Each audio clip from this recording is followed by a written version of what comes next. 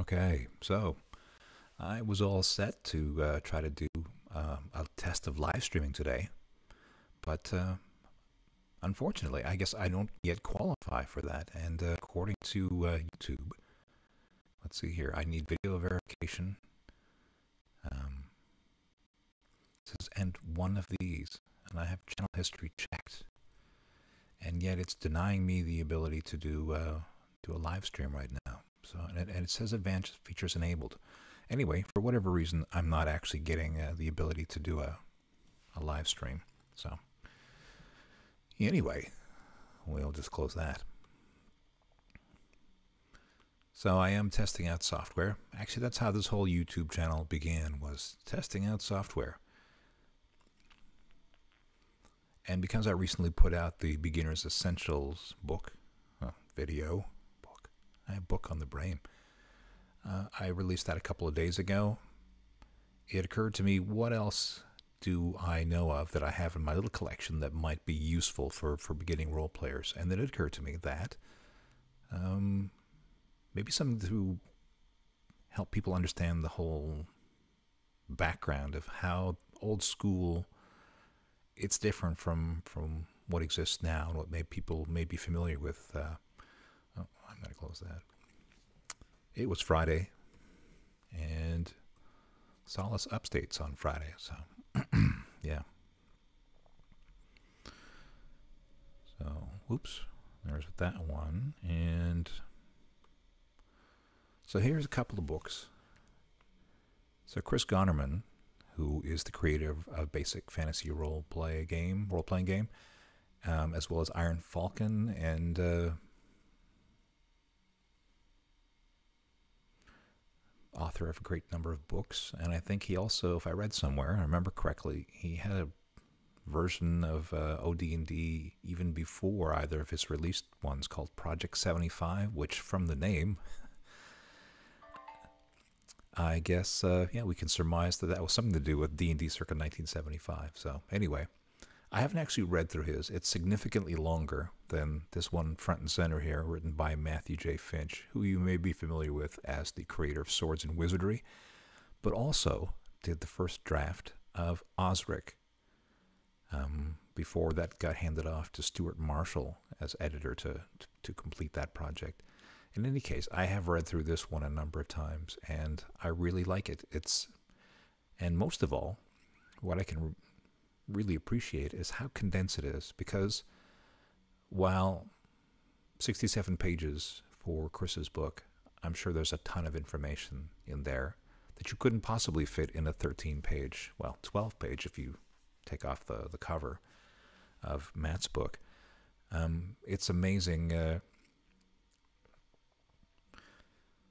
I didn't read through this and walk away from it feeling wanting, like it lacked something. So let's have a look through Matt's book just to get started with.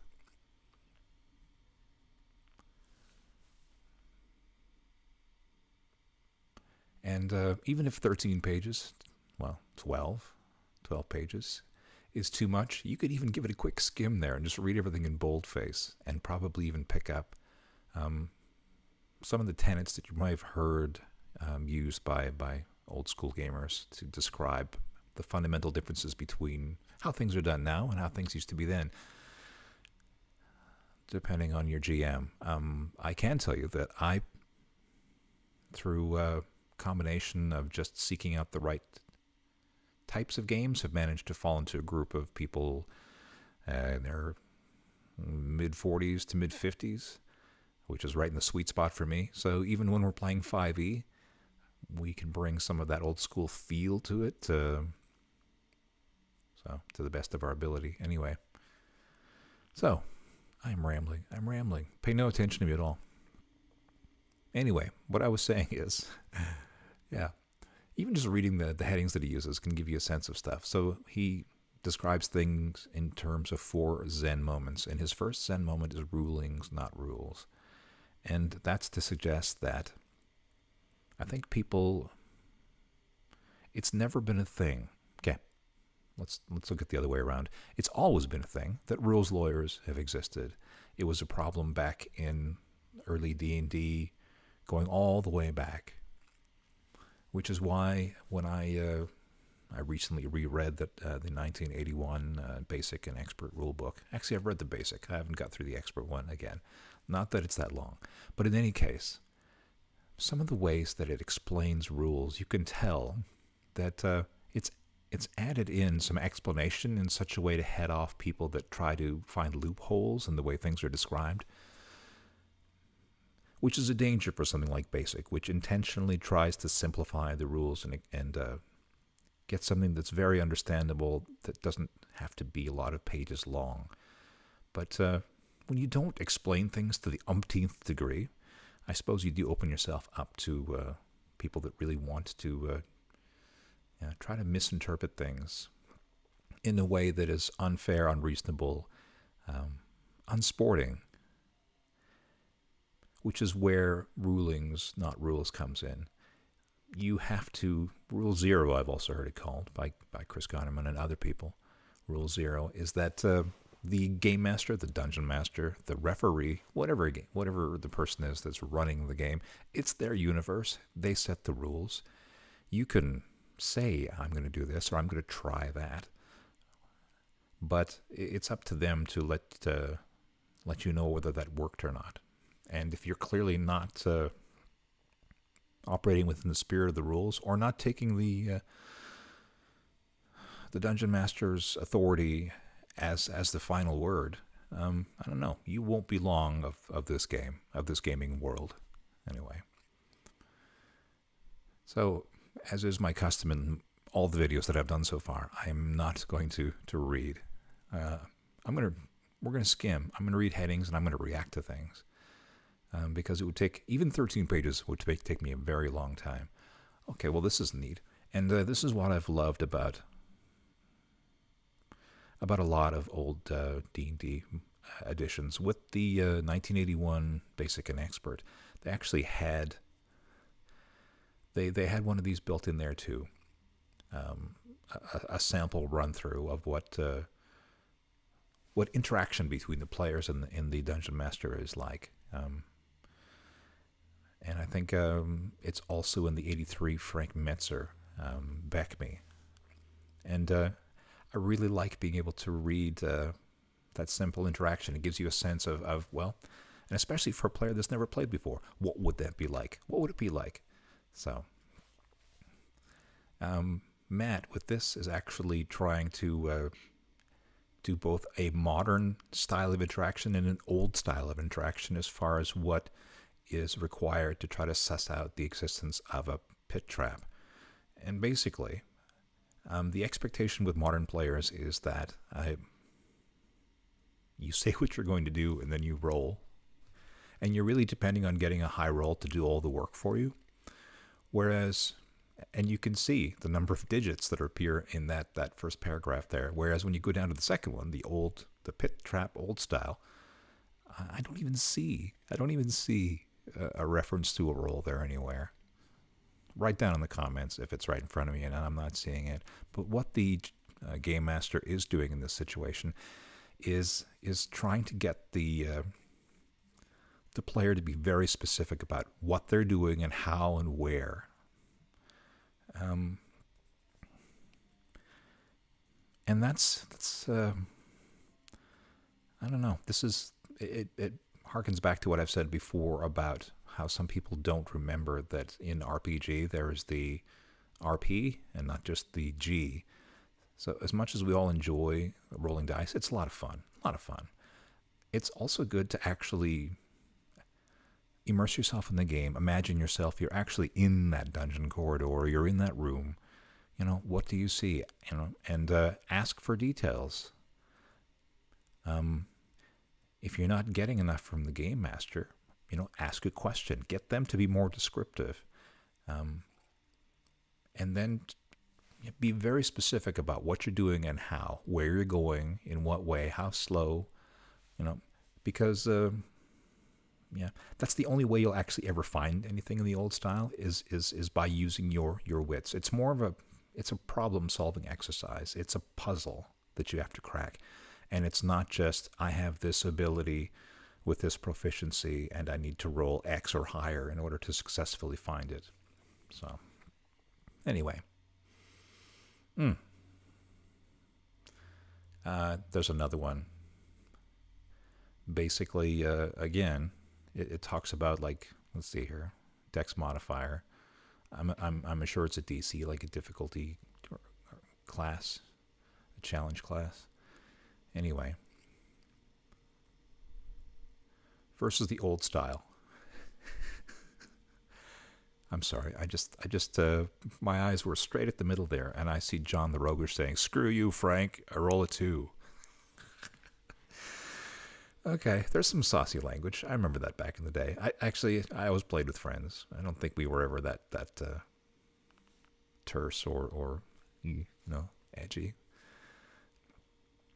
Anyway, second Zen moment: player skill, not character abilities. So, and that sounds, maybe I've kind of already accidentally stumbled into that, but the whole purpose in old school is that rather than your sheet telling what you can do and your proficiencies, your numbers, that nice little cheat block there, where 5e in particular, it takes your 6 attributes, your scores there, and it gives you modifiers for any number of different kinds of things that you can do, like a religion check or a nature check or what have you. And rather than immerse themselves in a situation and imagine what that must be like and just letting their brain sort of think, well, gee, what should I do here?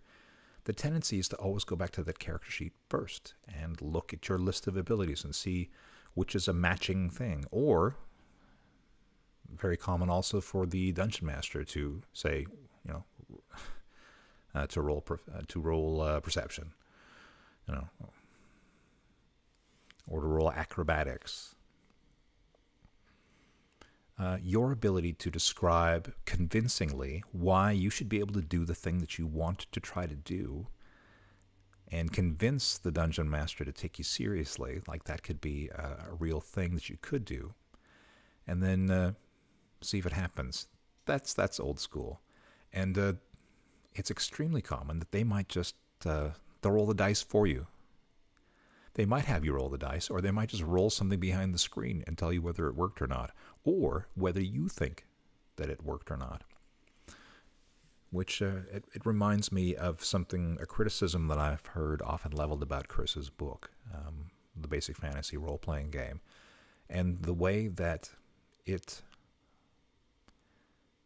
separates tables and charts and information that's specific to the game master from information that's specific to the players.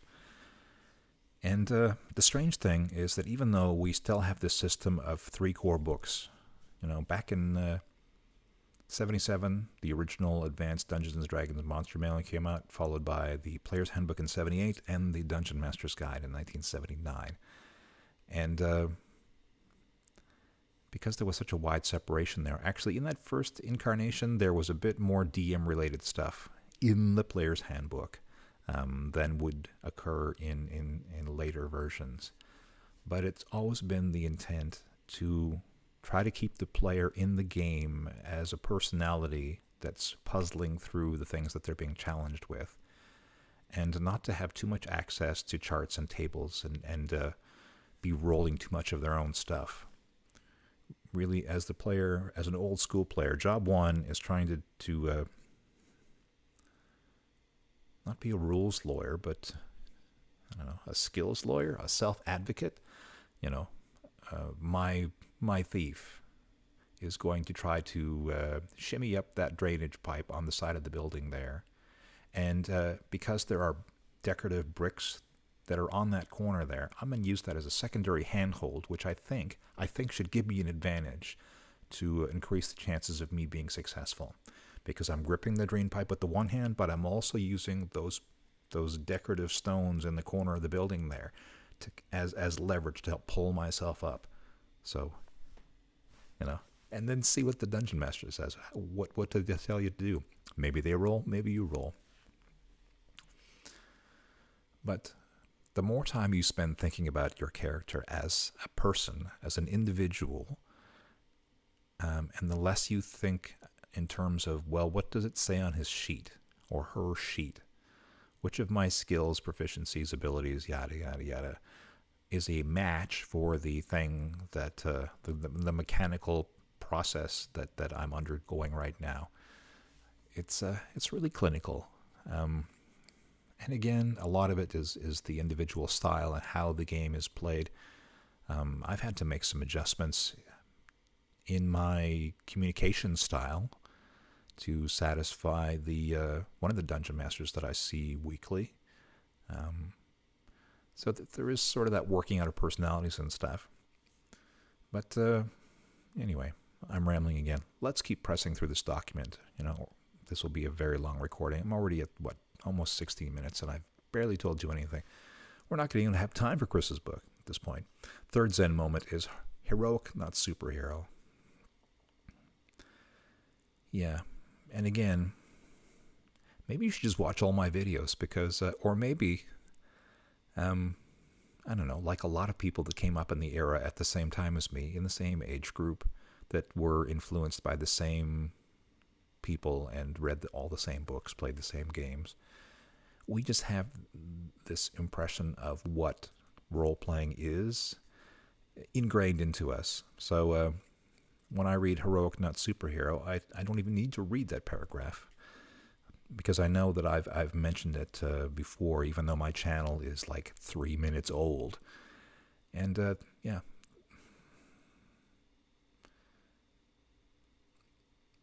Yeah, okay, I'm going to read a line here. To make a comic book analogy, characters don't become Superman, they become Batman. You know, and maybe that's too dense a reference for people that don't really understand. You know, Superman was born with superpowers, or with powers that became enhanced as a result of the sun, you know, in the Sol system on Earth. But in any case, you know, he didn't train to become the person that he is. He just had those abilities naturally as a result of just genetics and, you know, proximity to a yellow sun. Batman, on the other hand, you know, through a combination of training and technology, became the person that he is over time.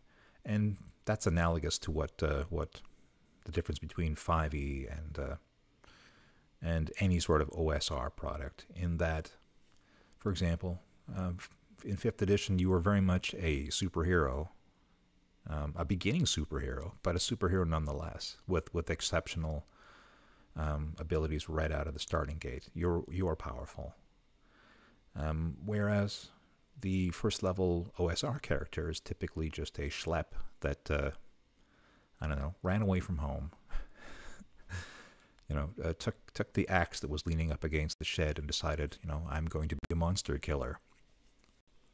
And the sort of results that they can get in the field are pretty much what you'd expect. So, unless they play with a lot of strategy, a lot of caution, yeah, which is why the death toll is kind of high. You really have to have that mentality of remembering that you are nothing, or that you are just a beginning. You're a little seed in old school. And if you survive, if you don't assume that everything is there for you to kill, and instead see, well, how much treasure can I steal just by slinking around here?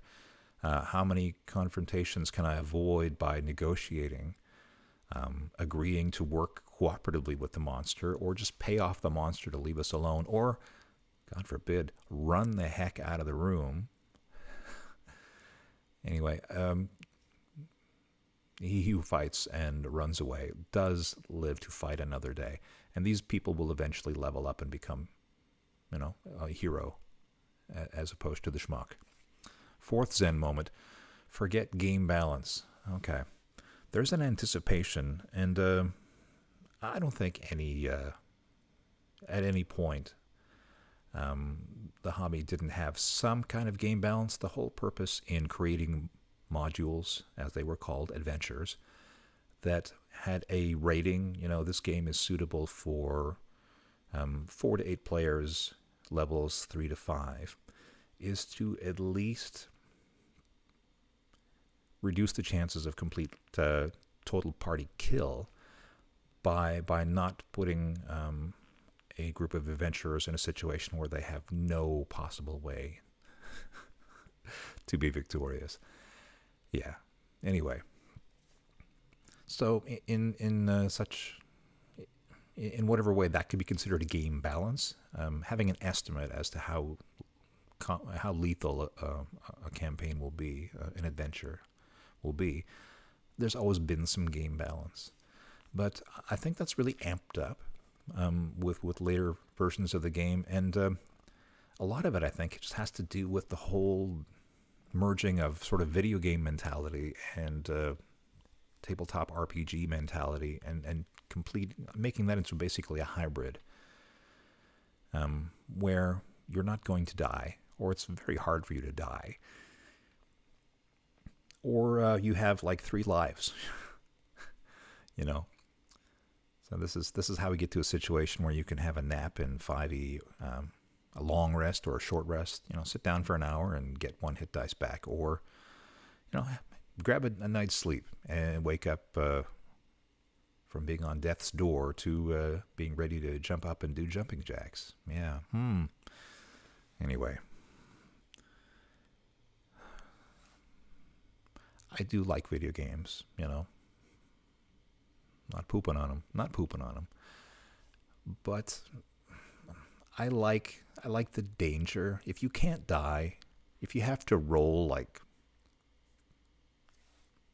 3 fails or 3 successes on a death save to finally die, then yeah, I don't know, that it loses something, and I'm not anxious to instantly have a character that I have a lot of affection for, and that I've, it's been road tested. I've taken this thing out. Well, her, he. But I don't know. You get more pulled into the game, like it becomes to mean something more to you, and your character means more to you when the stakes are high, and when the chances of them dying and dying dead permanently really loom large in that character's existence. So, anyway, resurrection is a thing. Reincarnation is a thing, I suppose. There are always ways to try to get a character back, even if they die, even in old school. But you approach it differently, you play differently when the chances of actual death are higher. When you know that, okay, it's going to take me a day to get a hit point back, so I can't go all crazy willy-nilly. We may, as a group, may have to go and take a month off to fully heal, in that situation where a 5e character could just have a full night's rest and wake up completely healed and get all of their hit points back. Anyway, game balance. There's a presumption. See, I just go off on tangents. Don't pay attention to me. Why are you subscribing to this stuff? Good Lord. There's got to be something else on.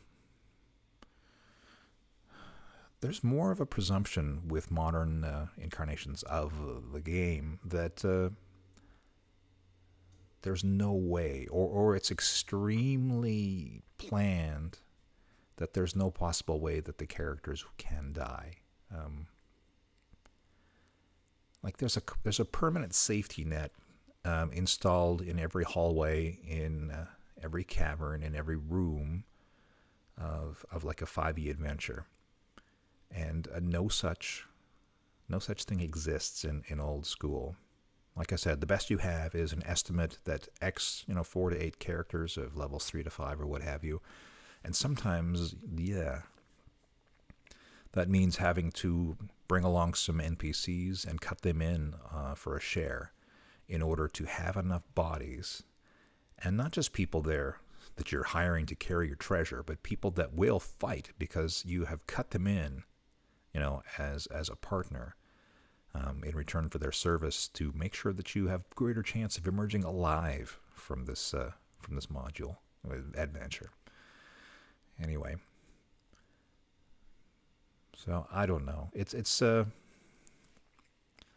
you should really read this entire thing, because at 12 pages, it's not very much to read.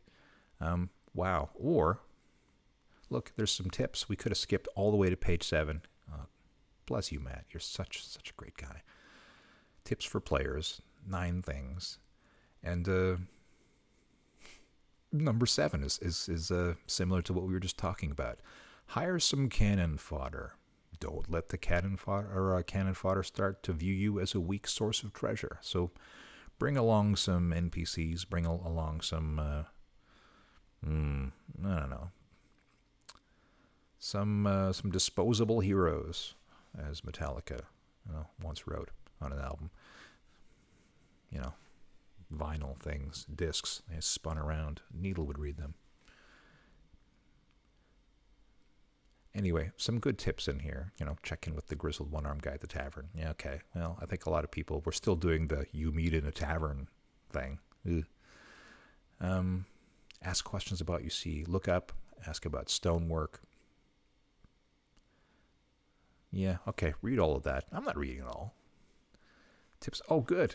So half of this information, it's, gosh, maybe I haven't read this as quickly as I thought I did. Or, anyway, it's sort of half player focused, and at the midway point here, we're sort of trying to get the game master sort of on board also to sort of understand things better. Tao of the GM, the way of the Ming Vase. Okay, well, what do they mean by that?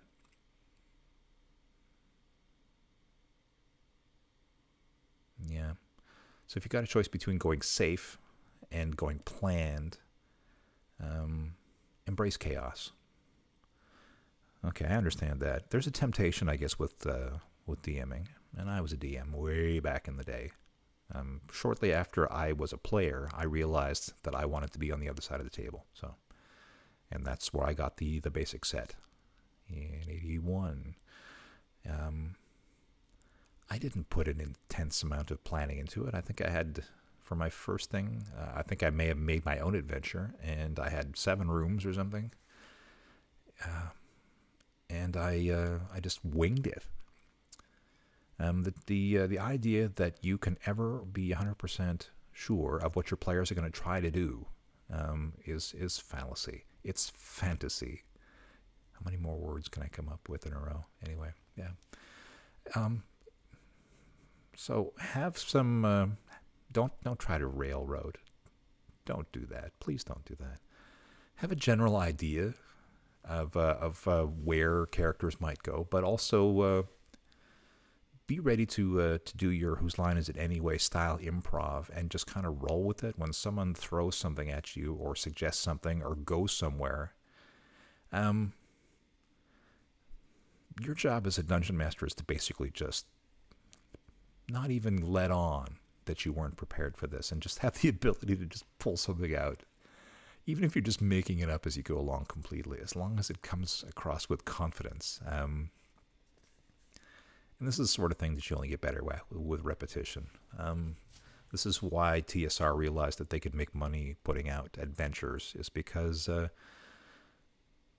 maybe you have to play a few and sort of see how they're built and what all the moving parts are before you realize, okay, take the training wheels off. I'm good. I don't need this anymore. Okay. And if stuff breaks, if bad things happen, whatever, roll with it. Just keep going. I can't remember ever being disappointed, unless you sit there in complete shell-shock silence and say nothing. I don't think you're going to disappoint anybody. Try your best. Let them break stuff. Keep throwing more things in front of them. The way of the moose head. Okay, 2 examples of exploring a room where a secret compartment is hidden behind a moose head on the wall. Okay, so this is reminiscent of what we saw earlier. And I don't know, if I was the GM, I would have read the first section also. But what you can see in the difference between those 2 paragraphs, modern style and old style, is that the first one is like, I'm searching the room, my skill is this, I roll that, it's this number, and just by rolling a die and getting a certain number, the GM gives you this nice, neat little solution. Well, you discover that the moose head slides to the side and that there's a secret panel behind it. And then you can see by the old style, where it's 5 times as long, not only does the person have to say they're searching, they have to say how they're searching, where they're searching. Oh, I'm searching the moose head. Well, how do you search the moose head? Okay, I'm jiggling it from side to side. I'm twisting it. I'm pulling. I'm pushing. I'm sticking my thumbs in the nostrils. I'm pulling on the beard. Do mooses have beards? Do moose have beards? Why is it 1 moose, 2 moose? Should be meese. Anyway. So basically, all that to say, what we learned about earlier in the same book, that you don't just roll a die. Say, I do a thing and I roll a 19 plus 5, which is a 24, and then you spoon feed me exactly all the things that happen as a result of getting that dice roll. No, it's incumbent on me as the player to be very specific as to what I do and how. Because if I don't do it exactly the right way, I find nothing. And that's what makes it fun, because it's a puzzle. It's not just a dice roll. The dice is meant, the whole purpose in dice is to add some randomness, some chance. It was never intended to be a shortcut to problem solving. And I think that's what people just do not understand now. All right, your abstract combat foo must be strong.